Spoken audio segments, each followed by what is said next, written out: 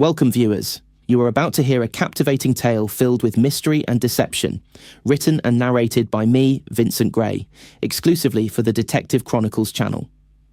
Prepare yourself for twists and turns that will keep you on the edge of your seat.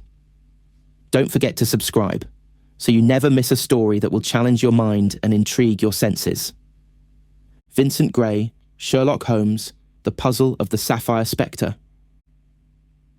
The heavy mist of early morning clung to the estate like a veil, its damp fingers brushing against the stone walls of the house and the overgrown hedges that framed the front entrance. Holmes's boots made no sound as they pressed into the gravel driveway, the air cold and still except for the distant call of a raven perched atop the chimney.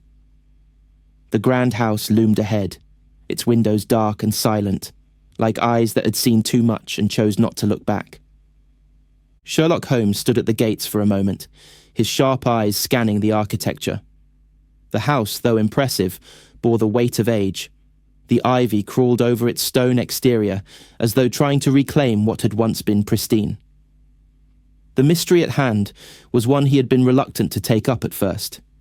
There was something about this case that felt like a puzzle he couldn't quite solve. But duty, as always, had drawn him in. A figure appeared from the shadowed porch, a man with a stiff collar, his face pale and eyes wide with something between worry and hope. Inspector Reginald Pierce, a man whose respect for Holmes was evident, but whose frustration had been growing with each passing day of unsolved riddles. "Mr. Holmes," the inspector greeted, stepping forward with a hand extended. "I'm glad you've come. The situation here grows darker by the day." Holmes gave a slight nod, his hands folded behind his back as he surveyed the property, not offering the inspector his handshake. His mind was already at work, analysing the minute details of the estate, noting the state of the garden, the untouched windows, the strange absence of the household staff.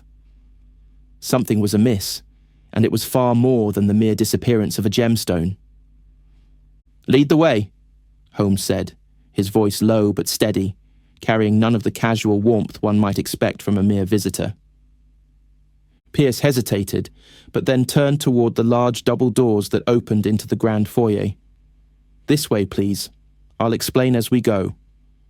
As Holmes stepped into the manor, the smell of aged wood and dust mixed with something more unsettling. The faint scent of lavender, a common enough fragrance in an estate such as this. But there was an undertone of something faintly metallic, almost like iron, that caught in his throat. Holmes did not pause, but his mind took note. They walked through a corridor, each step echoing down the marbled floors, the silence oppressive in the large space. Holmes's keen senses seemed to sharpen with every moment. He noted the state of the paintings that hung along the walls, rich portraits of ancestors whose painted gazes followed him through the darkened halls. Their faces were serious, as though they too shared in the burden of an unspoken history. "This," Pierce began, his voice breaking the stillness, "was once the home of the Abernathy family. Now, well, the family is fractured. Missing, in some cases." He spoke the words as though rehearsing them, his voice losing confidence as he continued. "The sapphire, Mr. Holmes, it's gone. Along with one of the most recent members of the household, Isabel Hawke, Lord Abernathy's niece. She disappeared without a trace just days ago, and since then, the staff—" "The staff?" Holmes interrupted, his voice sharp as a knife cutting through the haze. "What of them?" "Most of them have vanished too," the inspector admitted, his expression tight with unease. "A few remain, but they refuse to speak freely. They're afraid." Holmes gave the inspector a long look, his brows narrowing ever so slightly. He could sense the inspector's nervousness, the subtle tremble in his voice when he spoke of the staff. Fear had gripped the house, and not simply because of the sapphire. As they reached the end of the corridor, Holmes stopped at a large wooden door. It was closed, but faint whispers of a distant conversation filtered through. With a gesture from the inspector, the door creaked open, revealing a study bathed in the soft light of a nearby window, though the atmosphere inside was anything but welcoming. Lord Abernathy sat at a massive oak desk, his back to them, staring out over the grounds with an air of detachment that was almost chilling. His face, pale and gaunt, was framed by wild silver hair, his clothes dishevelled as though he had not bothered to change for several days. "Lord Abernathy," Holmes said, his voice carrying the calm authority it always did when addressing the elite. The man turned slowly in his chair, his eyes clouded with an emotion Holmes could not place. Fear? Guilt?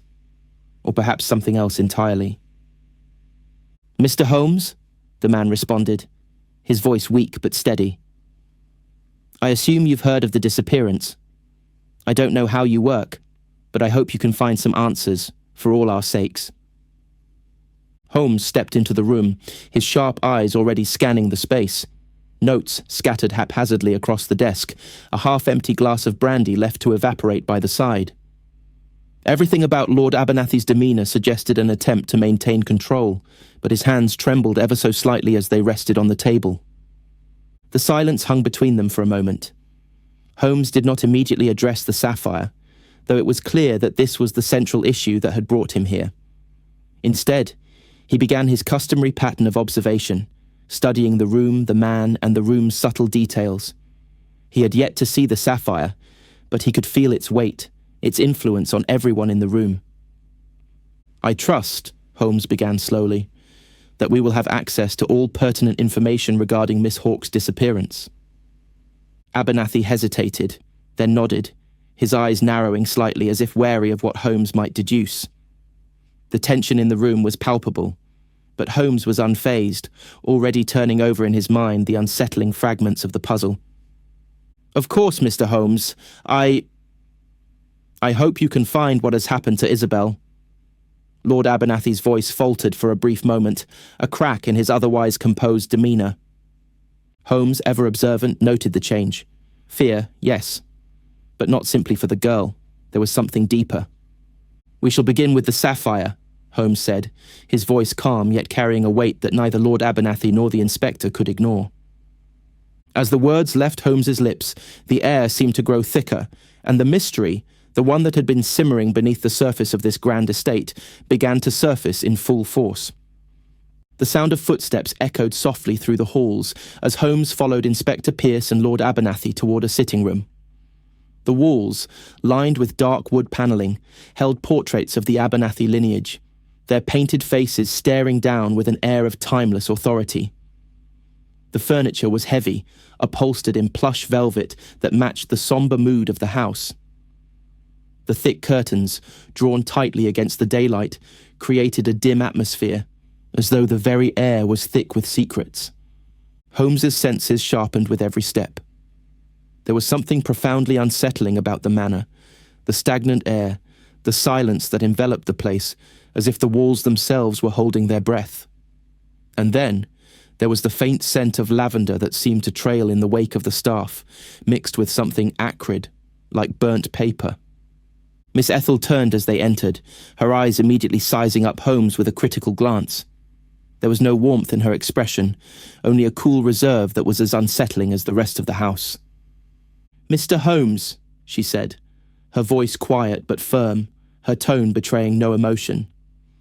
"I trust you'll be able to sort out this mess, though I doubt the Sapphire Specter will give up its secrets so easily."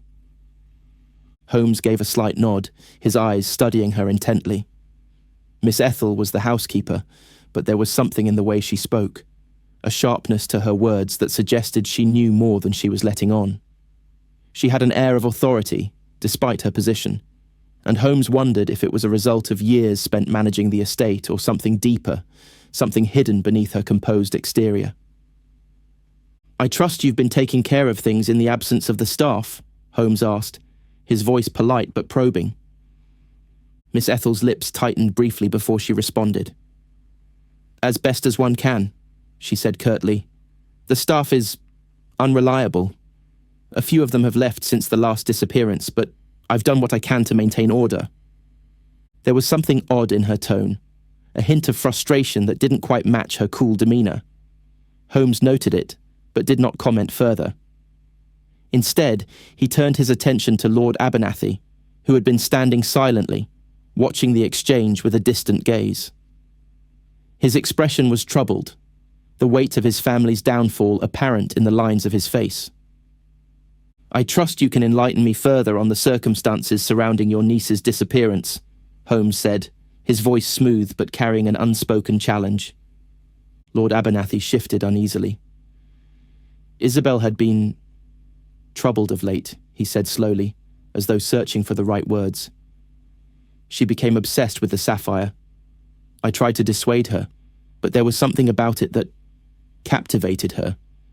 I fear it is no coincidence that she disappeared the very night the sapphire went missing." Holmes nodded thoughtfully, absorbing the information. He noted that Abernathy's words were heavy with regret, but there was something off about the way he spoke of Isabel, a certain detachment, as if he had already distanced himself from her fate. "Have you spoken to the other members of your family about this?" Holmes asked, his gaze shifting between Abernathy and Miss Ethel. Miss Ethel interjected before Lord Abernathy could answer. "We have no other family, Mr. Holmes. You're looking at the last of the Abernathys," she said sharply. "Lord Abernathy's only remaining relatives are distant cousins, and they've already been notified of Isabel's disappearance, but there's nothing they can do now." Holmes observed Miss Ethel closely, noting the slight rigidity in her posture, the barely perceptible tightness in her jaw. She seemed determined to dismiss any further familial connections, a reaction that only piqued Holmes's interest. "Then, let us focus on the staff," Holmes said, turning his attention back to Lord Abernathy. "Where are they now? Have you spoken to any of them about what happened the night Isabel disappeared?" Lord Abernathy sighed heavily, his eyes dropping to the floor. "I've spoken to a few, but most of them are gone. The ones that remain, well, they are of no use. They're terrified, Mr. Holmes, terrified of what they believe to be the curse of the sapphire." "Curse?" Holmes repeated, arching an eyebrow. "Do you truly believe that?" Lord Abernathy hesitated, as though the question itself had struck him at his core. His gaze flickered to Miss Ethel, who stood silently beside him, her expression unreadable. I don't know what to believe anymore," he admitted, his voice breaking slightly. "But there is something unnatural about that sapphire. Something that—" He stopped, unable to continue, his face flushed with an emotion Holmes could not name. Holmes felt a shift in the room, a subtle yet unmistakable change in the atmosphere. It was as though a shadow had passed over Lord Abernathy, his usually composed facade cracking for just a moment. Miss Ethel's posture remained rigid, but her eyes betrayed a hint of something else. Concern, perhaps, or even fear. "Perhaps," Holmes said, breaking the silence, "it would be prudent to speak with the remaining staff. There may be something we have yet to uncover." Abernathy nodded, his eyes downcast once again. "I will have them brought here immediately, Mr. Holmes," he said quietly. Holmes gave a brief nod of acknowledgement, his mind already racing through the possibilities. He had seen the fear in Lord Abernathy's eyes, and while it could have been attributed to guilt or the strain of the situation, Holmes suspected there was more at play here, something deeper and darker that had yet to reveal itself. But for now, he needed to focus on the people who remained within the walls of this crumbling estate. Miss Ethel stepped forward, her eyes hardening as she spoke. "Mr. Holmes, I would advise caution. The staff here is unpredictable. They are not accustomed to the kind of questioning you may wish to conduct." Holmes met her gaze evenly, a flicker of amusement passing through his eyes. "I'll keep that in mind, Miss Ethel." The tension in the room lingered as the conversation drew to a close. Holmes could feel it pressing against him, wrapping around him like the thick fog that clung to the manor. But he was undeterred. The pieces were beginning to fall into place, and though the puzzle was complex, Holmes had never been one to shy away from a challenge. As they made their way to the staff quarters, Holmes's mind raced, piecing together the fragments of the mystery. Isabel's disappearance, the sapphire, the strange behavior of the staff, all these things were connected. But how? And why had Lord Abernathy's family history become so entangled in this web of uncertainty? The answers lay ahead, but they were hidden in the shadows of the Abernathy estate, waiting to be uncovered. The staff quarters, though modest in comparison to the grandeur of the rest of the estate, held a quiet dignity. Holmes passed through the narrow corridor, his eyes scanning the small, dimly lit rooms. The air was heavy, tinged with the faint scent of tobacco and the earthiness of the estate's sprawling grounds. A fire crackled in the hearth of one room, its low hiss the only sound aside from their footsteps. Holmes had been led here by Lord Abernathy, who appeared more strained with every step, his eyes darting between Holmes and the door to the main hall. He seemed increasingly uneasy, as if he expected something, perhaps an accusation, or a revelation that would undo whatever fragile control he had left. "Mr. Holmes," Abernathy murmured, his voice tight. "You must understand. The staff, they've been unnerved by recent events. They're frightened, and I can't say I blame them." Holmes gave a curt nod, his gaze fixed on the door at the far end of the hall. The staff had been described as fearful, yet their emotions seemed to go beyond mere concern over the missing sapphire. There was something more, something darker. He could feel it in the air, this heavy, suffocating tension that seemed to cling to every surface. "Where are they now?" Holmes asked, his voice quiet, controlled. Abernathy hesitated before answering. "In the room at the end of the hall. It's where they gather when they feel the need to talk, or avoid one another." Holmes's eyes narrowed slightly at the vague answer, but he did not press further. Instead, he walked toward the door, his steps silent on the worn floorboards. He paused for a moment, listening for any sound from within. The only noise that met his ears was the faint murmur of voices, low and anxious, as though the staff were deliberating something they could not speak aloud. As Holmes pushed the door open, the murmur of conversation abruptly ceased, and the room fell into an almost oppressive silence. A dozen or so figures sat around the small fire, their eyes snapping toward Holmes and Abernathy as they entered. The room, though modest, was warmly furnished, a few mismatched chairs around a central hearth, a table cluttered with papers and books. The dim light of the fire cast long, flickering shadows across their faces, some weary, others full of apprehension. Holmes took in each person with a single sweep of his gaze. His eyes lingered on the faces, trying to gauge the emotions behind their guarded expressions. There was Miss Ethel's replacement, a young woman named Mary, who seemed to shrink under his scrutiny, her hands folded nervously in her lap. Beside her sat an older man, Mr. Cranston, the butler, his jaw set tight in a grim line, his eyes never meeting Holmes's as the detective's gaze briefly landed on him. At the far side of the room stood the gardener, a burly man named Hardy, whose rough hands betrayed his life's work, though the tremor in his fingers hinted at something far less confident. The staff had clearly been shaken, but Holmes was no stranger to human nature. He could see the fear in their eyes, the nervous fidgeting, the way they tried to avoid meeting each other's gaze. There was something off about all of them. Their emotions were too raw, their body language too guarded. And yet, amid this tension, Holmes could not shake the sense that they were all hiding something. Lord Abernathy stepped forward, his voice carrying an air of quiet authority. "These are the people who remain, Mr. Holmes. I trust you will be able to speak to them and—" The words died in his throat as one of the younger women in the group, a maid named Clara, suddenly stood and interrupted him.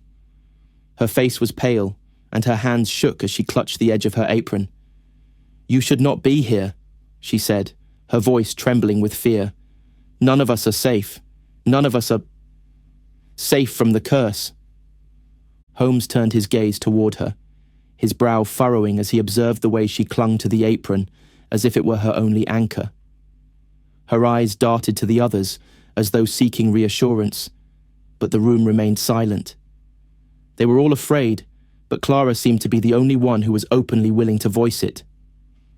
"Tell me more about this curse," Holmes asked, his voice calm but filled with quiet authority. The question was simple, yet it held weight, demanding a response that was more than the usual superstitions and folklore. Clara's voice cracked as she spoke, her eyes wide with terror. "It's the Sapphire," she whispered. "The Sapphire Specter. It's haunted this house for generations. Whoever owns it is cursed. And now, with Isabel gone, we fear we're next." The air in the room grew heavier, the crackle of the fire the only sound that seemed to cut through the growing unease. Holmes took a slow step forward, his keen eyes never leaving Clara's face. He could see the fear in her eyes, but there was something more to her words. A desperation to believe in something, anything, that could explain the horrors unfolding in this house. Holmes allowed the silence to stretch for a moment, weighing the truth in her words. Was it fear of the unknown that had driven these people to such belief in curses? Or was there something more to this tale of the Sapphire? It seemed improbable, but Holmes had learned long ago to follow every lead, no matter how fantastical it seemed. "Has anyone seen anything unusual in the house?" Holmes asked, his voice steady as he shifted his focus to the others in the room. "Any signs of disturbance?" There was a long pause before Hardy, the gardener, spoke. His voice was rough, like gravel being ground underfoot, but there was a strange hesitation in it. "I've seen the shadows," he said, his eyes glancing nervously toward the dark corners of the room. "Strange ones, moving in the halls at night. And I've heard the whispering too. Voices, low and unnatural." The room stiffened at his words, and Holmes's gaze narrowed. This was more than just superstition. Hardy's words hinted at something darker, something that even the most hardened individuals were afraid to confront. Holmes took another step forward, his voice growing more insistent. "What did you hear exactly?" Hardy swallowed, the tension in his throat evident as he struggled to recall the events. It was as if the house itself was speaking, Mr. Holmes. Like the walls were whispering something to me. I can't explain it, but I'm certain it was not my imagination. And there were footsteps too, coming from nowhere. The conversation fell into uneasy silence again, the weight of his words hanging in the air. Holmes's mind was working quickly now, piecing together the fragments of this strange puzzle. The staff were frightened, not merely by the disappearance of Isabel, but by something far more insidious, a force that seemed to haunt the estate, lurking in its shadows. Holmes turned his gaze back to Lord Abernathy, who had been listening to the exchange with increasing discomfort. "Is this the first time such things have been reported?" Holmes asked, his voice steady, but carrying an underlying intensity. Abernathy hesitated before answering, his eyes darting to Miss Ethel for a brief moment before he spoke. "No," he admitted, his voice low. "The strange happenings have occurred for years, but it was always dismissed as superstition. Until now." Holmes nodded thoughtfully, his mind beginning to connect the dots. There was more to this mystery than a simple theft or disappearance. There was a history, a deeper current that ran beneath the surface of the Abernathy estate, a history tied to the Sapphire, and now to the very fabric of the house itself. The room fell into an eerie quiet, the shadows in the corners seeming to grow longer as the conversation slowed. Holmes knew that he had only just begun to uncover the truth, but one thing was clear. Whatever lay hidden within these walls, it would not be easily uncovered. And yet, he could not turn away. Not now. Not when the pieces were so close to falling into place. The investigation into the Abernathy estate had begun in earnest, but even as Holmes entered the grand study once more, he felt the weight of the shadows pressing in from every corner. Lord Abernathy had left him alone for the time being, perhaps in the hopes that Holmes's relentless pursuit of the truth would bring clarity to the disarray that had overtaken his household. The study, now devoid of its owner, felt colder than it had before, as though it too had been affected by the recent events. Holmes stood by the fireplace, his eyes narrowing as he examined the details of the room with his customary precision. The fire had long since burned low, its embers casting weak, flickering light against the dark wood panelling. The faint scent of burning cedar still lingered in the air, and Holmes inhaled deeply, letting the smoke ground him for a moment. It was the only source of warmth in the otherwise chill room. His hands hovered over the desk, avoiding the clutter of papers and half-empty glassware as he turned his attention toward the ornate display cabinet against the far wall. There, within a glass case, lay the object that had drawn him to this place, the Sapphire Specter. Holmes moved closer, his eyes studying the gem as though it held the answers to every question swirling in his mind. The sapphire itself was a thing of beauty, its deep blue hue shimmering even in the dim light of the room. It seemed almost alive, its facets glinting like the eyes of a predator watching from the shadows. Holmes could feel a strange pull, an intangible connection to the stone, but he suppressed it. Such feelings were distractions, and Holmes would have none of them. The cabinet door opened with a soft click under his fingers, and Holmes carefully reached inside, lifting the sapphire from its velvet cushion. His fingertips brushed against its smooth surface, the coolness of the stone sending a jolt through his hand. As he held it, he felt a faint tremor in his bones, as though the gem itself were vibrating with a strange energy. It was a fleeting sensation, gone as quickly as it had appeared, but it was enough to make him pause. Before he could examine the stone further, Holmes noticed something odd. A small piece of paper lay beneath the cushion, nearly hidden from view. It was folded with care, its edges worn and frayed, as if it had been handled many times. Holmes unfolded it gently, revealing a note written in hurried, slanted handwriting. To Lord Abernathy, the sapphire is no longer safe. You must destroy it before it destroys everything. The curse cannot be escaped. Once the stone is in your possession again, it will claim another life. Holmes's eyes narrowed as he read the message, the implications of the words sinking in. The note seemed to confirm the whispers of the curse that had been circulating among the staff, but the urgency with which it had been written struck him. Whoever had written it had clearly known something of great importance, something they believed would prevent more harm from befalling the Abernathy family.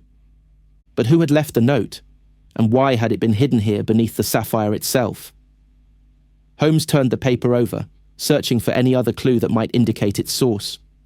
There was no signature, no mark to identify the author, only the pressing words echoing through his mind. Destroy it before it destroys everything. Holmes carefully placed the note back under the cushion, his fingers lingering over the sapphire for just a moment longer. He stood up, letting the object rest in its case once more. This was no mere theft. Something much deeper, something more insidious, lay beneath the surface. The question now was, who stood to gain from such an intricate web of lies and fear?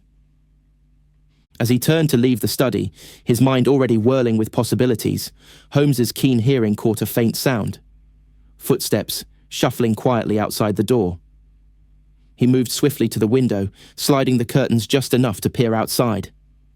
There, at the edge of the courtyard, a shadow darted from behind the hedge. Someone was trying to escape. Holmes wasted no time. He had seen enough. Holmes followed the shadow through the estate, his steps careful and deliberate, his eyes never leaving the figure that moved swiftly through the darkened garden. He knew that whoever it was must have seen him standing by the window, and the haste with which they retreated only confirmed his suspicions. The game had shifted. It was no longer a question of simple theft. Now, there were players hiding behind masks of fear and secrecy. The garden was as unnerving as the rest of the estate, the long, unkempt hedges twisting and curling like the tendrils of a forgotten, darkened past. The moonlight filtered through the branches, casting eerie shadows on the stone path. Holmes's breath came in steady intervals as he closed the distance, the scent of damp earth and overgrown plants filling the air. The faint sound of a rustling in the bushes led him to a small gate at the far end of the garden, barely open, enough to let a figure slip through unnoticed. He was almost upon the gate when he heard the unmistakable sound of a voice, sharp, trembling. "You've gone too far, haven't you? No one can undo what has already been set in motion." Holmes froze, his mind instantly connecting the words to the earlier conversation he had overheard from the staff. He was not alone. Whoever spoke now seemed to be caught in the same web of dread that the others had woven, but their words suggested something far deeper, something urgent. Holmes stepped closer, inching toward the gate where the voice had come from. The figure was still out of sight, but the tension in the air grew thick with the threat of something breaking. He had no intention of being seen or heard, but he had to know who was behind the sudden rush of fear that had overtaken this house. The estate felt alive with secrets, and Holmes could sense that someone was about to reveal them. He approached the gate cautiously, his hand brushing against the cold iron as he peered through. Beyond the gate, there was a figure, Mary, the young maid, her back to him as she spoke to someone in the shadows, her voice low and trembling. "I told you it would come to this," Mary continued, her tone more desperate now. "You can't just run from it. It's already inside, waiting for us to fall." The other figure, a man, his features hidden by the darkness, shifted slightly, but did not speak. Mary's hands wrung together, and Holmes could see the sheen of sweat on her forehead, despite the cool night air. Her anxiety was palpable, her fear too real to be feigned. Holmes stepped back, retreating into the cover of the thick bushes to better observe. His mind raced, piecing together the fragments. What had Mary been so fearful of? And who had she been speaking to just now? The shadows concealed many things, but Holmes was beginning to feel the first stirrings of understanding. This was no random act of theft. The sapphire was merely the spark that had ignited something far larger. When the conversation fell silent, Holmes moved quickly, re-entering the house through a different route to avoid drawing attention. Inside, the air was stifling with the weight of uncertainty. It was clear that the disappearance of Isabel was merely the tip of the iceberg. Holmes had no illusions that this was an ordinary case. There were too many layers, too many questions that only grew with each step he took. He made his way through the hall, passing the study once more, but his mind was elsewhere. The staff had become tangled in this web of secrecy, and it was clear that there were more than just whispers of a curse now. They were living in fear, trapped by something that no one could seem to name. The first person he found in the hallway was Mr. Cranston, the butler. His face was tight with stress, his usual composure gone. When he saw Holmes approaching, Cranston immediately straightened, but his eyes were too quick to avoid Holmes's penetrating gaze. "Mr. Cranston," Holmes began, his voice calm, yet carrying an undercurrent of authority. "It seems to me that there is more at play here than simple superstition. Would you care to elaborate on the events surrounding Miss Hawke's disappearance?" Cranston hesitated, his gaze flickering momentarily to the door of Lord Abernathy's study before he met Holmes's eyes. I don't know what you mean, sir," he stammered, his voice betraying his nerves. "Miss Hawke simply—" He broke off, his throat tightening as though the words were choking him. Holmes took a step closer, his gaze unyielding. "Miss Hawke's disappearance was not an isolated event, Mr. Cranston. Something happened here. Something that involves more than just a missing person." Cranston's hands trembled slightly as he adjusted his cufflinks, a nervous tic that had not gone unnoticed by Holmes. I don't know," Cranston muttered again, his voice weak, almost defeated. "But I will tell you this, Mr. Holmes. Some things are better left unsaid. The family has its share of secrets, and it would do you well to let some of them stay buried." Holmes studied him for a moment longer, feeling the tension in the room. The butler's words carried an implicit warning, one that made Holmes wonder what truths Cranston was so desperate to keep hidden. Was he protecting Lord Abernathy? Or was he simply afraid of what might happen if the real story came to light? "You should think carefully, Mr. Cranston," Holmes said quietly, his voice firm. "You might find that the secrets you are protecting could very well be the ones that will undo this house." The butler's face paled, and he stiffened, clearly unsettled by the weight of Holmes's words. Holmes let the silence stretch for a moment, watching as Cranston swallowed hard, unable to meet his eyes. After a beat, Holmes turned and left the man standing in the hall, his mind already shifting toward the next step of the investigation. He would need to speak with others. There were still too many loose ends, too many conflicting stories. Too many people hiding behind their facades of fear. And then there was the sapphire itself. It was no longer a simple gem. It was the key to everything that had happened within these walls. Holmes could feel the pull of its mystery, and he knew that the answers lay not only within the estate's shadows, but also within the very hearts of those who dwelled in it. The next day, the atmosphere in the Abernathy estate grew colder still, if that was possible. The fog had rolled in thicker, an oppressive blanket that seemed to swallow up even the most basic sounds of the manor. As Holmes made his way through the long hallways once more, the weight of the silence hung heavily in the air. Every creak of the floorboards, every slight shift of the shadows in the corners of the room made it feel as though the house itself was holding its breath, waiting for something to happen. Holmes had not been idle. After his conversation with Mr. Cranston, he had spent the rest of the evening reviewing the details he had gathered, speaking with a few more of the household staff and Lord Abernathy himself. But each conversation only seemed to raise more questions, more contradictions. The stories didn't match up. There were discrepancies in what he had been told about the sapphire, Isabel's disappearance, and the strange occurrences within the house. Each lie, each avoidance of the truth, only added to the growing sense that something much darker lay at the heart of this case. It was as though the house was alive with secrets, and every person in it was complicit in the silence that surrounded them. Holmes stood in the grand hall, his gaze fixed on the staircase that led up to the second floor. It was there that the majority of the household resided, Lord Abernathy's study, Miss Ethel's rooms, and a few of the staff's quarters. Holmes had already visited Lord Abernathy and Miss Ethel separately that morning, but the answers had been scant and evasive. His eyes fell to a door at the far end of the hall, a door that had caught his attention earlier in his investigation. It led to a small, unused room, one that appeared to have been locked for some time. His instincts told him it was worth a closer look, so he approached it now, knowing that any additional clue might be the one that revealed the true nature of the mystery. "Mr. Holmes," Miss Ethel's voice came, calm but laced with something unspoken. "What is it you are looking for in that room?" Holmes paused, his hand still on the handle. He turned slowly, meeting her steady gaze. There was no warmth in her eyes, only a cool, calculated expression that seemed to have little patience for his probing.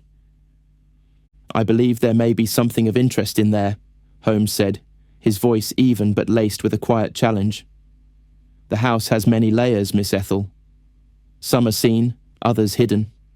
It's only through peeling back the layers that one discovers the truth." Miss Ethel's lips tightened slightly, and she regarded him for a long moment before speaking again. "The truth?"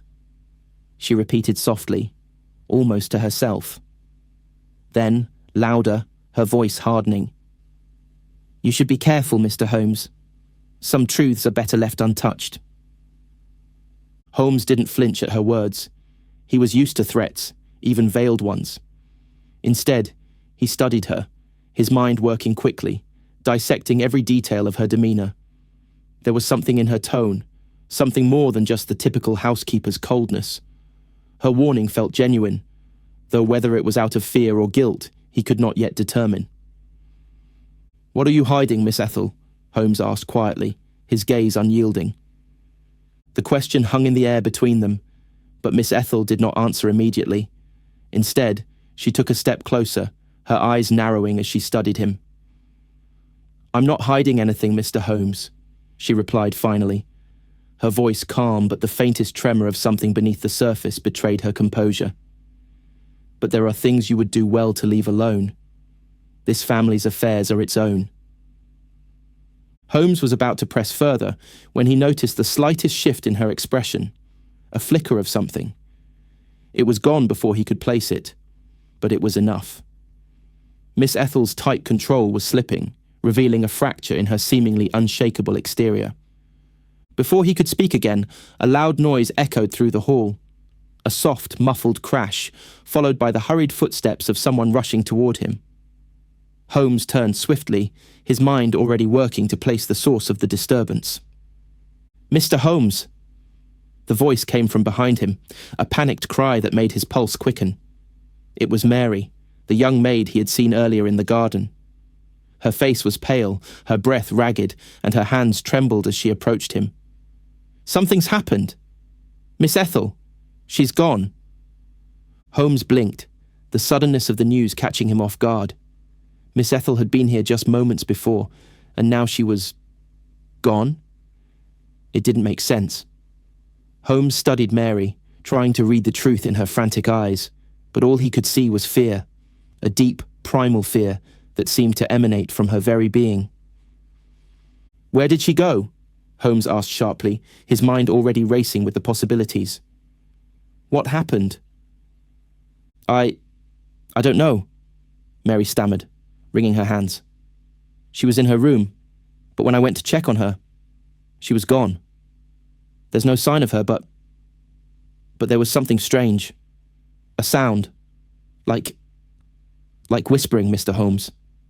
I swear it came from her room." Holmes's brow furrowed as he took in the girl's words. Whispering? In Miss Ethel's room? It was all too much, too disjointed, too impossible. Something was wrong here, wrong in ways he hadn't yet fully understood. "I must see her room," Holmes said, his voice steady but urgent. Mary nodded quickly, her eyes wide with fear as she led Holmes through the hall. As they approached the room, Holmes could feel his heart rate quicken, but it wasn't from fear. It was from the sharp, pressing sense of a revelation on the horizon. Miss Ethel was hiding something, and now she was gone, leaving only questions behind her. The room was in disarray. The once pristine space was now a jumble of overturned furniture, drawers half open and spilling their contents onto the floor. It was as though someone had searched the room in haste, something Miss Ethel herself might have done. But what had driven her to flee in such a panic? Holmes stepped inside, his eyes scanning the room methodically. He didn't miss a single detail, the clues already forming in his mind. There was something important here, something that Miss Ethel had left behind in her haste. At the centre of the room, near the window, a small object caught his eye. It was a scrap of paper, crumpled and discarded in the corner. Holmes bent down, picking it up carefully, unfolding it with practiced precision. The note was brief, written hastily, and its message was cryptic. "The time is near. It cannot be stopped. We've all been caught." Holmes's heart skipped a beat. The message was clear. Something, or someone, was playing a dangerous game, and Miss Ethel had been at the heart of it.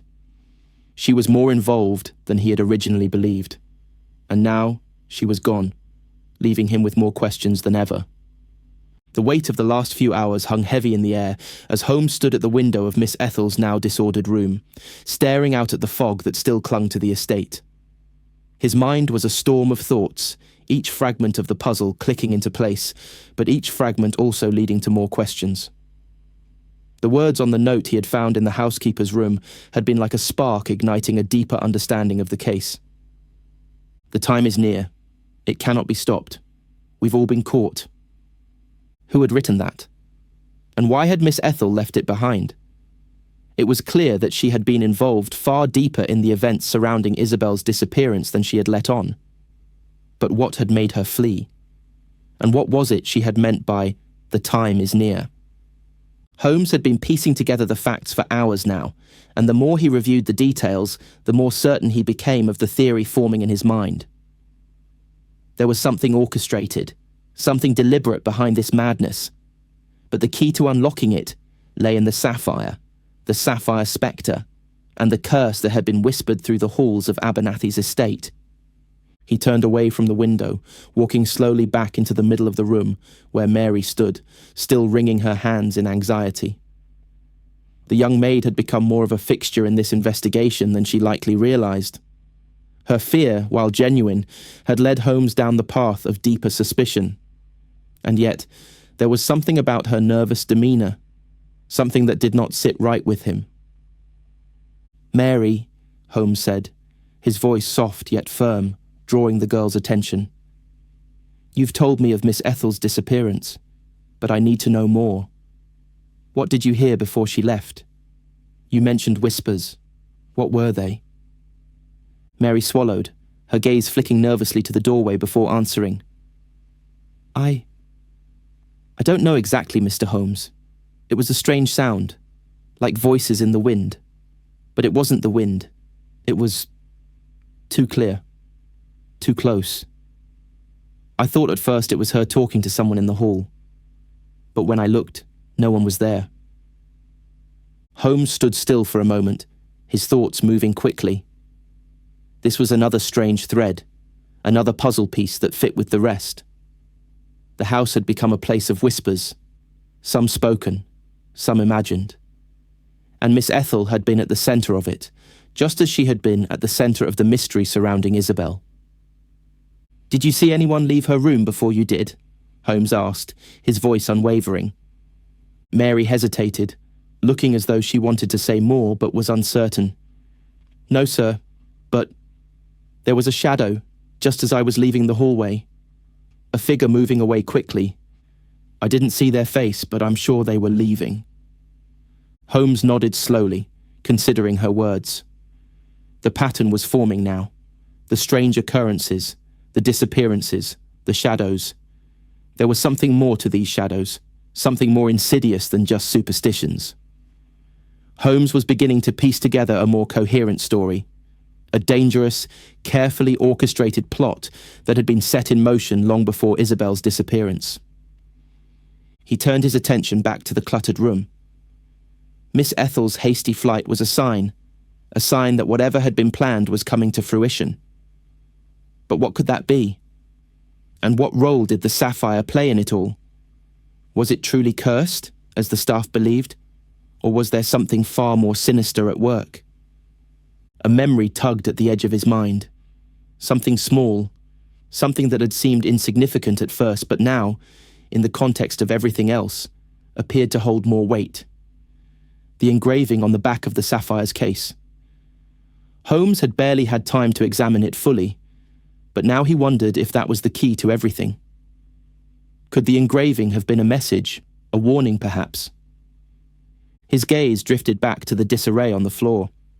Amidst the fallen papers, one in particular caught his eye. It was a letter, partially torn, but still legible. Holmes bent down and picked it up, noting the seal that had been hastily broken, the wax still faintly imprinted with the letters R.G. It was addressed to Lord Abernathy. He unfolded the letter, his eyes scanning the words quickly. "I have returned for what is mine. The sapphire has been moved, but I know where it is. You cannot hide it forever, and the consequences will be worse than you can imagine. This time, there will be no escape." Holmes felt a stir of recognition at the name, Reginald Greaves. He had heard of Greaves before, a man with a reputation for manipulating the Abernathy family for years, a rival perhaps, a shadowy figure who had likely played a larger role in their downfall than anyone had known. This letter was the missing piece. It explained so much, the hidden motivations, the fear, the curse that wasn't a curse at all, but a tool of manipulation. A new clarity settled in Holmes's mind as he straightened, his thoughts moving faster now. Greaves had not merely sought the sapphire, he had used it to pull strings, to orchestrate fear and uncertainty, and Miss Ethel had been his unwitting, or perhaps unwilling ally. "I know what has happened," Holmes said, his voice clear and confident now. Mary looked at him with wide eyes, uncertainty still clouding her features. Miss Ethel's disappearance was not an act of fear. It was part of a larger scheme. She was trying to protect something, or someone, but I am certain she was caught in a trap set by Reginald Greaves. Mary gasped, her face paling as she took a step back. "Greaves? But he's dangerous, isn't he? You're saying he's behind all of this?" Holmes nodded, his eyes narrowing with determination. "Greaves has been pulling the strings from the shadows, manipulating those around him to get to the sapphire. But it is not just the stone he seeks. It is power, control, and he has been playing this game for far longer than we realized." Holmes paused, his gaze falling on the broken remnants of the letter in his hand. He had the evidence now, but there was still one more step to take, one final confrontation that would bring the truth to light. The house felt different now, heavier, more oppressive, as Holmes made his way down the long corridor that led to Lord Abernathy's study. Each step seemed to echo louder than the last, as though the walls themselves were bearing witness to the unravelling of the mystery that had gripped the estate for so long. It had been days since he had first set foot in this place, and the events of the past hours had only deepened the darkness hanging over the Abernathy family. But Holmes had pieced together the puzzle, the last of the fragments clicking into place. The game, he realised now, had always been about power. Reginald Greaves had manipulated the family for years, pulling them into a web of deceit and fear, with the Sapphire at the centre. Miss Ethel's involvement, her flight, and the cryptic messages had all been part of the greater scheme. Greaves had been playing a dangerous game, using the Sapphire not as a mere object, but as a tool of control. Holmes was certain of one thing now. The time for guessing was over. He knew exactly what had happened, and who was behind it. As he approached Lord Abernathy's study, the door stood ajar, just slightly enough for Holmes to slip inside unnoticed. The faint smell of cigar smoke and dust filled the air, the room dimly lit by the low fire that flickered in the hearth. Lord Abernathy sat at his desk, his hands clasped in front of him, his eyes distant as if lost in thought. Holmes closed the door behind him with a soft click, and Abernathy glanced up, his eyes clouded with the weight of the situation. "Mr. Holmes," Abernathy said softly, his voice tinged with weariness. "You've uncovered much, I can tell. What is it you've discovered?" Holmes's gaze swept across the room, noting the familiar surroundings, the bookshelves lined with dusty tomes, the old portraits of the Abernathy ancestors that seemed to watch them silently. Nothing seemed out of place, and yet everything had changed. He moved closer to the desk, his gaze fixed on Lord Abernathy, who seemed to shrink in his presence. There was a sense of inevitability in the air, a tension that stretched between them like a taut wire, ready to snap at any moment. "I know who is behind the disappearances, Lord Abernathy," Holmes said, his voice calm but firm. "I know what has been happening in your house, and I know that you have been complicit in it." Lord Abernathy's face tightened, but he did not flinch. I have nothing to hide, Mr. Holmes. What are you accusing me of?" Holmes stood still, studying him with a keen, unwavering gaze. "You may not be the one pulling the strings, but you are certainly caught in the web. Reginald Greaves has been manipulating this family for years, using fear and superstition as tools to control you. He knew that the Sapphire would be the key to making you, and everyone else, believe in the curse, the very curse that he created." Lord Abernathy's eyes flickered with something, guilt, perhaps, or recognition. He remained silent, and Holmes pressed on. "Greaves never wanted the Sapphire for its value, Lord Abernathy," Holmes continued. "He wanted control. The Sapphire was a symbol, an anchor for his manipulations. And Miss Ethel, she was his ally, perhaps even his unwitting pawn, but she became too involved. When she realised what she had helped unleash, she fled, but she left behind a clue, a note that told us everything." Holmes paused for a moment, allowing his words to sink in. Lord Abernathy was still, his face pale and drawn. It seemed as though the weight of Holmes's accusations had crushed him, but he didn't yet speak. "Why didn't you tell me the truth, Lord Abernathy?" Holmes asked, his tone almost sympathetic. "Why didn't you come forward? Your fear has kept you silent, but it's clear now that you were manipulated just as much as your family was. Greaves played you all for fools." Lord Abernathy looked away, his eyes growing distant once more. I never wanted to believe it. I couldn't. It was easier to dismiss the warnings, to pretend everything was normal, that this was just a bad series of coincidences. But now, I see the truth in your words, Mr. Holmes. Holmes gave a small, almost imperceptible nod. He had expected this reaction, had known that it would take time for Lord Abernathy to come to terms with the truth. Fear had kept him locked in place for far too long.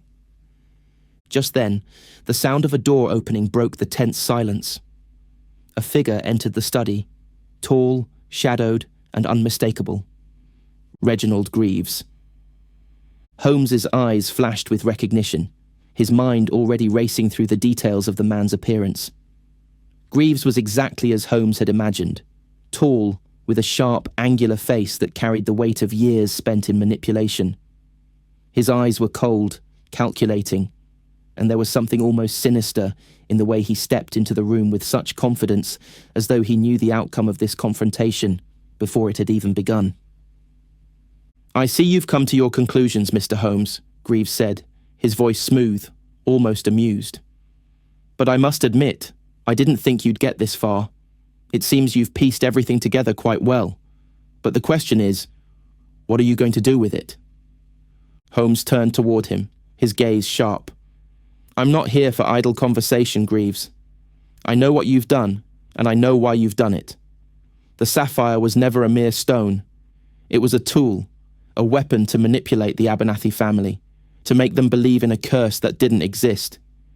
You've used fear to control them, to create chaos, to cover your tracks." Greaves smiled, a thin, cruel smile that did not reach his eyes. "Fear is a powerful thing, Mr. Holmes.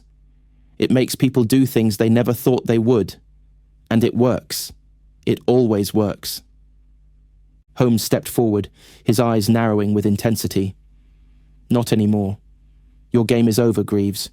The truth is out. Your manipulation has ended." Greaves's expression faltered for just a moment, a flicker of anger crossing his face. But it was quickly masked, replaced with the same cold calculation. "Is it, Mr. Holmes? Do you really think you can stop it now? It's already too late." The atmosphere in the room shifted, as if a storm were gathering, the air thick with tension and the promise of a final confrontation.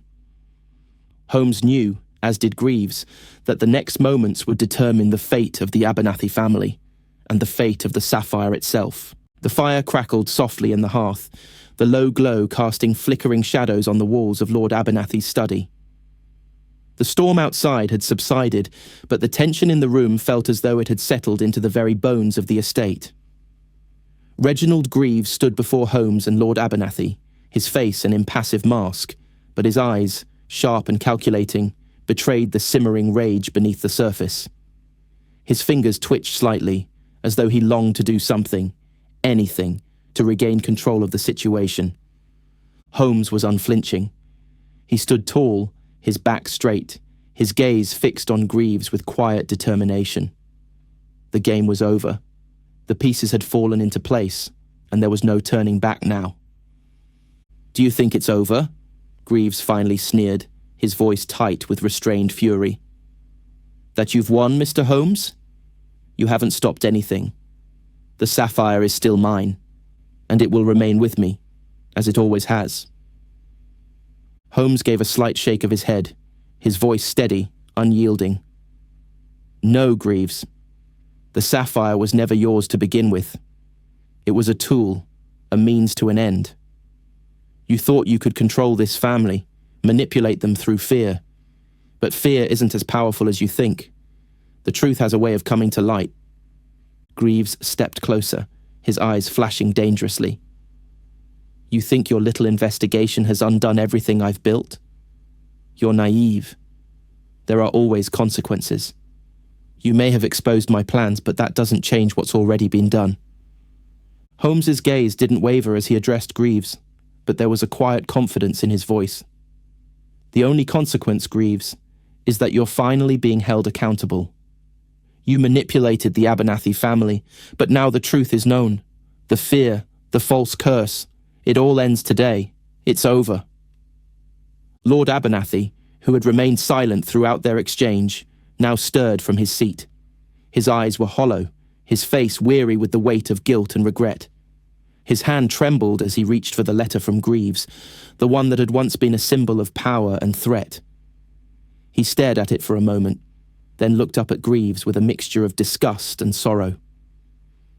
"You played us all," Abernathy said quietly, his voice rough with emotion. "You used my family's history, our fears, to make us bend to your will. You used me." He paused, swallowing the bitterness in his throat. "But not anymore. You're done here, Greaves. For a long moment, Greaves said nothing. His chest rose and fell with each breath, and his eyes flicked between Lord Abernathy and Holmes. It was clear now that the once imposing figure had been reduced to something less, a man cornered, his power slipping away. His manipulations had crumbled, and he was left with nothing but the consequences of his actions. "Perhaps you're right," Greaves finally said, his voice cold, though it lacked the arrogance it had once held. "But this isn't the end. It never is." He turned to Holmes, his eyes narrowing. "You may have won the battle, Holmes, but the war, it continues." Holmes didn't flinch. "The war, Greaves, is over for you. You've been caught in your own web of lies, and now you'll face the consequences of your actions." With that, Greaves took a step back, his shoulders slumping, the weight of defeat settling on him like a heavy cloak. For all his bravado, it was clear that he understood the inevitable. The truth had come to light, and there was no escaping the consequences of his actions. Holmes turned to Lord Abernathy, who was still looking at Greaves with a mixture of contempt and regret. "Lord Abernathy," Holmes said, his voice softer now, "you've been caught in this man's manipulation for far too long. It's time for you to rebuild your life, to let go of the fear that has controlled you." Abernathy met Holmes's gaze, his expression heavy with a sorrow he could no longer mask. "I've lost so much," he murmured. "My family, my name. I don't know where to begin." Holmes nodded, a quiet understanding in his eyes. "The first step, Lord Abernathy, is to tell the truth, to stop hiding from what has happened. Once you do that, only then can you truly begin to heal." The room fell into a heavy silence. The fire crackled softly, but the air between them was no longer thick with tension. It was a moment of finality, the resolution of a long and difficult journey. Greaves, once a figure of fear and manipulation, was now nothing more than a defeated man, his schemes unravelled by the keen mind of a detective who had refused to be blinded by the surface. As the minutes passed, the heavy atmosphere began to lift, and Holmes could feel the weight of the mystery finally beginning to dissipate. The Abernathy estate, though still cloaked in the shadows of the past, had begun to breathe again. Holmes turned to the door, his steps measured and purposeful as he moved toward the exit. Lord Abernathy followed him with his gaze, still lost in thought, but there was a flicker of something in his eyes now, something that resembled hope. "Mr. Holmes," Abernathy said, his voice breaking the silence, "I can never repay you for what you've done, for uncovering the truth." Holmes paused, his hand resting on the door handle as he turned back toward the man. "The truth is its own reward, Lord Abernathy. But you will find that the hardest part is not knowing the truth. It's living with it." With that, Holmes opened the door and stepped into the hall, the sound of his footsteps echoing down the long, silent corridor. He had solved the case, unravelled the web of lies and manipulation that had held the Abernathy family captive for so long. But even as he walked away, he knew that the scars left by this mystery would remain, etched into the very fabric of the estate. And yet, for all its darkness, the estate would survive. It would endure. Holmes glanced once more at the distant horizon through the window, the fog lifting just enough to reveal the first light of dawn breaking through the trees.